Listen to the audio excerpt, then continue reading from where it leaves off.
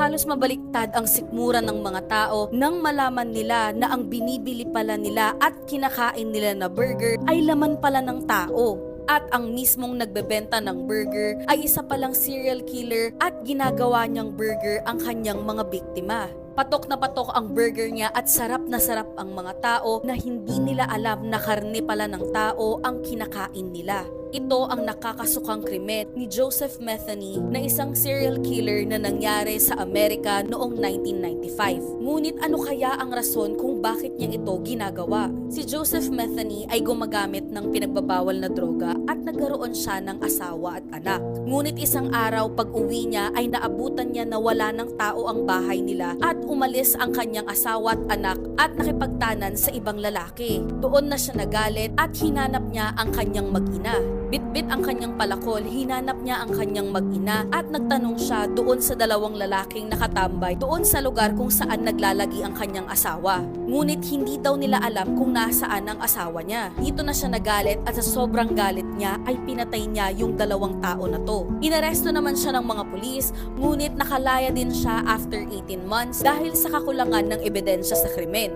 Nang makalaya si Joseph ay imbes na magbagong buhay siya, ay pinagpatuloy niya ang pagpatay ng tao, ngunit nakaisip siya ng bagong ideya upang maitago ang mga bangkay. Dito na nagsimulang magtinda ng burger si Joseph at ang laman na gagamitin niya sa burger ay laman ng tao. Nagsimula ito noong sinubukan niyang lutuin ang laman ng tao, ay dito niya nadiskubre na masarap pala ang laman ng tao. Tinangkilik naman agad ng mga tao ang benta niyang burger dahil sobrang sarap daw nito. Kapag daw nauubusan siya ng supply ng laman, ay hahanap na naman siya ng kanyang biktima, sa kanya hahatiin at ilalagay sa freezer. Pagkatapos nito ay ihahalo niya ito sa laman ng baboy at lulutuin na burger patty, sa kanya ibebenta sa kanyang mga customers. Patuloy ang kanyang pagpatay at patuloy ang kanyang pagbenta, ngunit natigil ito nang makatakas ang huli niyang biktima at nagsumbong sa pulis. Dito na nga nila nadiskubre ang krimen ni Joseph at inaresto naman siya agad ng mga pulis. Inamin din ni Joseph lahat ng krimen na nangyari at inamin din niya na sa isang araw daw ay 7 tao ang pinapatay niya upang gawing burger.